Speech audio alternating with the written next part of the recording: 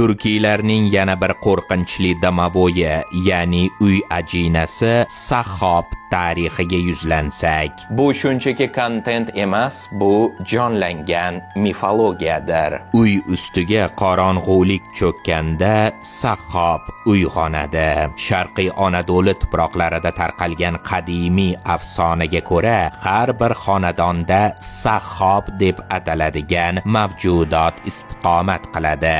Bu ko'zga ko'rinmas zot azaliy tartib va tozalik posbonidir. Sahhob tartibsizlik, ifloslik va e'tiborsizlikka toqat qila olmaydi. Uy toza, narsalar o'z o'rnida, muhit esa osoyishta va saranjom bo'lishi shart. Agar Sahhobning qoidalari buzilsa, uy tartibsizlik va beparvolikka botsa, u xonadon sohibini kechirmaydi. Xonadon ahlining boshiga qator kulfatlar tushadi. Farovonlik yo'qoladi, kasalliklar yopirilib keladi, baxtsiz hodisalar sodir bo'ladi. Bularning barchasi tasodif emas. Bu Sahhob keltirgan intiqom. Aytishlaricha, u ayniqsa sochilib yotgan narsalarni, paypoq, poyabzal, kir, idish, tovoq, unutilgan taom qoldiqlarini yomon ko'radi.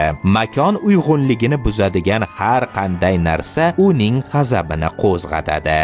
Shu bois narsalarni polga tashlashdan oldin 2 marta o'ylab ko'ring, deydi Anadolu turklari. Chunki siz bu tartibsizlik bilan xonadoningizni uzoq vaqtdan beri kuzatib turgan zotni uyg'otib yuborasiz. Ahmad Burak Turonning Turk maxluqlari lug'ati kitobidagi mazkur afsonalar shunchaki qishloq ahlining irim-sirimlari emas. Ular jamoaviy ongning ovozi bo'lib, biz yashaydigan makonda tartib, tozalik va hurmatni saqlashga undaydi.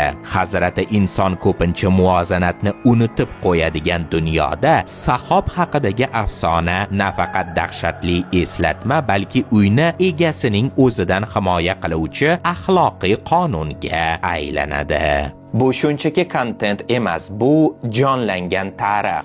Bizga obuna bo'lishni unutmang.